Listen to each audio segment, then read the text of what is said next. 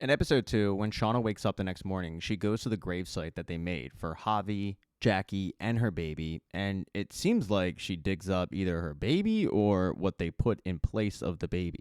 And she takes the baby to a gravesite that she has prepared. All the while, she's remembering what it was like when the baby was born, and she had to give it up because the baby was not alive. When she gets back to the main camp, Natalie asks her, "Hey, we still haven't found Mari. Do you know where she is?" The group's kind of concerned that Mari's disappearance has to do with what they heard the previous night, those primal screams. Natalie wants Shauna to come with her to look for Mari, but Shauna says, "No, I'm not doing that. I'm not going to look for Mari." That's going to leave Natalie and Misty to go look for Mari, while Taissa and Van also go in another direction looking for Mari as well. Now, what happened to Mari? Well, she fell into Coach Ben's trap. In doing so, she dislocated her kneecap, and she was pretty freaked out. She screamed for help, but when she saw that it was Coach Ben who set the trap, she really screamed, because she was still under the assumption that Coach Ben had lit the cabin on fire. She tells him, "If you're going to kill me, can you please make it quick?" He goes, "Are you serious? No. Pull it together." And that's when he gives her instructions on how to pop her knee back into place. He also helps her out of that ditch, but as soon as she's out, he ties her up, explaining that he went away because he didn't want to be anywhere near them after what they did to Jackie and Javi. He's under the assumption that if she goes back and says, "Oh, I saw Coach Ben," he'll be next. He doesn't want to end up on that week's dinner plate. So until he can figure out exactly what he's going to do with her, she's basically his prisoner, and he escorts her to the cave that he's been staying in. Once they're there, she tries to tell him that that part of them is done. They've got a really good system with hunting. Aquila is raising ducks. And she knows that her friends will come looking for her, and when they do, she's going to tell them that he set a trap for her in the middle of the woods. She asks him, "Do you want that?" But he just hands her hot chocolate that he got from that ration. He walks off to the corner of the cave. She starts drinking it, but then she overhears Coach Ben talking to himself.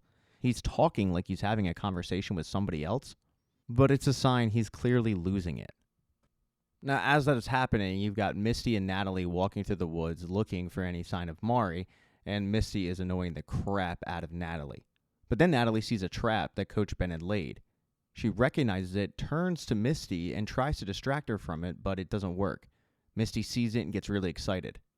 Natalie dismisses the trap and then tells Misty, "Hey, why don't we go this way?" Which is a red flag to Misty, so when they get back to the camp, Misty pulls Shauna aside and says, "Hey, I think Natalie knows where Coach Ben is." Shauna's ears perk up at this, and she says, "Did you tell anybody else this?" And Misty says, "No." To which Shauna says, "Good, don't. Keep it to yourself." Meanwhile, the other group on patrol, Van and Taissa, they were complaining about Natalie and how she's been governing things. Mainly Taisha's been complaining. She thinks she can do a better job. But as her and Van are discussing it, they hear a primal scream coming from the woods, and they recognize it as Travis. Travis had gone out with Lottie at Lottie's behest to trip on some more shrooms and see if he can get in touch with whatever it is in the woods, and it seems to work, but it's torturing him. When they arrive, Travis is just telling Lottie, they're coming, I don't want to see them. Travis starts freaking out, saying it's trying to get inside me, while Lottie says, no, it doesn't want to hurt you. Until finally Travis snaps and starts choking Lottie, to which Van and Taissa have to separate the two. Lottie, though, gets mad at this. She feels like she was never in danger. She wants Travis to tap into whatever's in the forest. But it's clear to everybody there except Lottie that this tactic is having a very, very negative toll on Travis. When he gets back to the camp, he is visibly upset.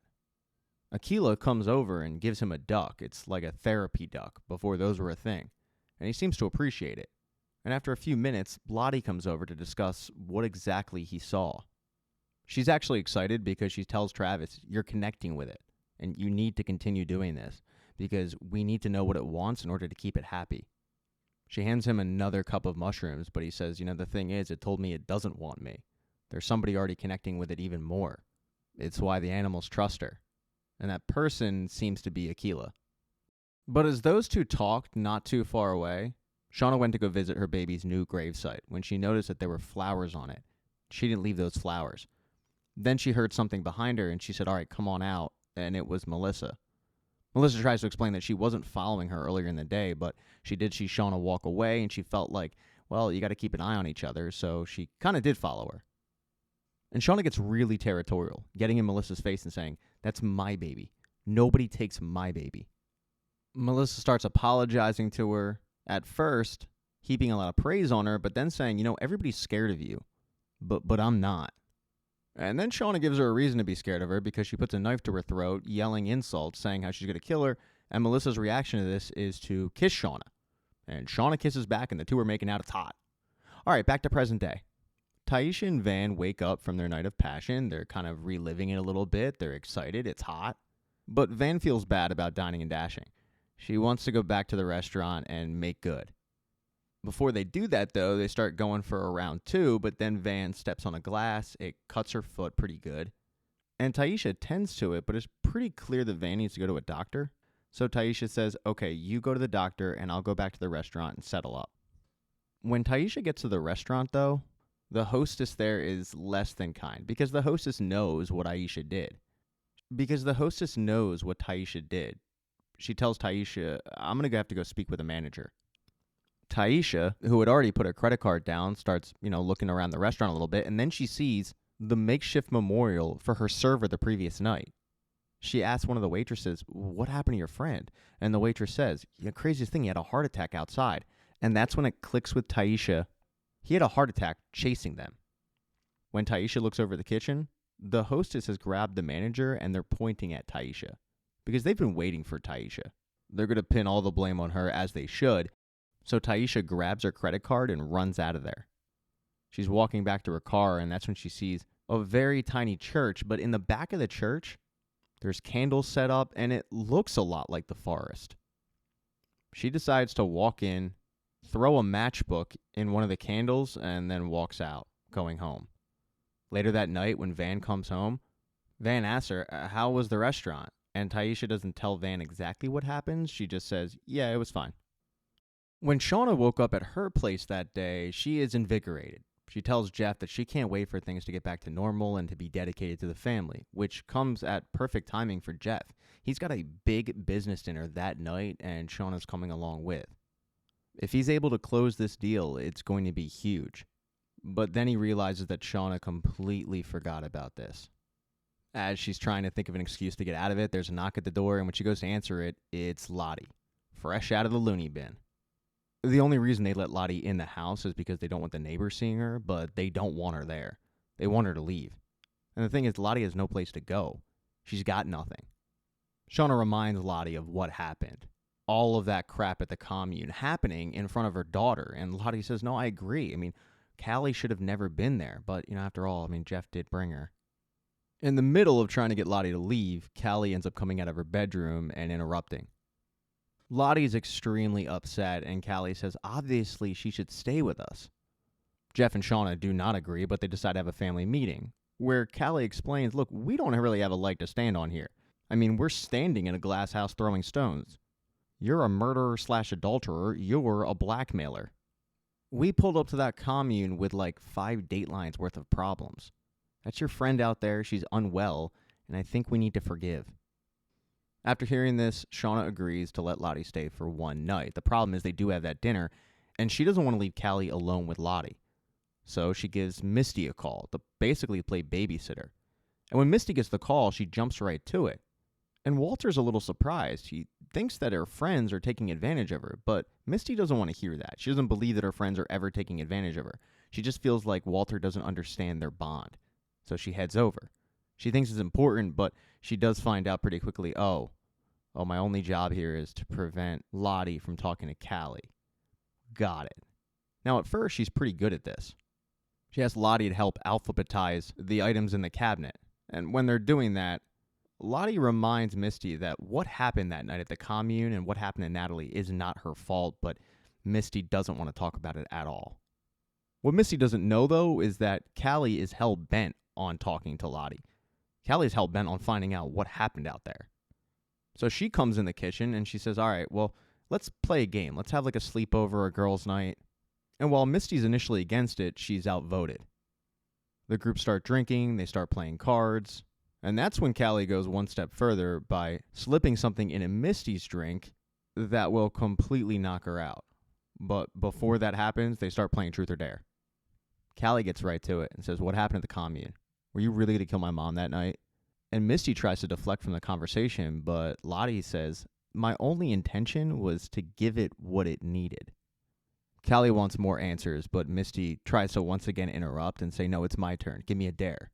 So Callie, knowing that she drugged Misty's drink, says, "Okay, I dare you to chug it." And Misty does. Misty then asks Callie, "Why did you get suspended?" And Callie tells her the whole story. And she ends it asking, "Did you guys eat each other?" To which both Lottie and Misty say, "You can't believe everything you hear." That's when the drugs take effect and Misty is knocked out. Now this whole time, Jeff and Shauna had been at that dinner, but Shauna couldn't be the least bit interested. She's on her phone trying to get an update from Misty, having no luck because Misty is knocked out.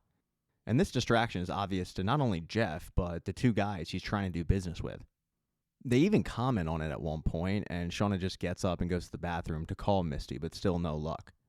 She decides to have a seat in one of the stalls just to get a break, and that's when she hears the bathroom door open up. She sees a shadow of somebody standing outside of her stall, but then that person seems to go away and the lights shut off. Shauna's a little freaked out at this point. She gets up. She rushes out of the stall, but nobody's there. And then she starts hearing a phone ringing because somebody had left their phone in the stall next to the one that Shauna was in.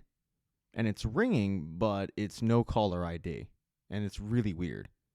So when Shauna gets out of the bathroom, she goes back and she gives the phone to the bartender, saying, "Here, I found this in the bathroom." The guys that Jeff are hoping to do business with ask, "What the hell was that?" But Shauna doesn't want to talk about it. And that's when these guys start telling Jeff that they're probably not going to do business with him, and they're pretty arrogant about it. So Shauna completely tells them off. It's not like she was getting a good vibe from him anyway. At this point, all Shauna wants to do is get home to find out what's going on with Misty. And when she gets home, she doesn't initially see Misty, but she sees Callie braiding Lottie's hair. And then when she goes into the kitchen, she sees that Misty is completely knocked out.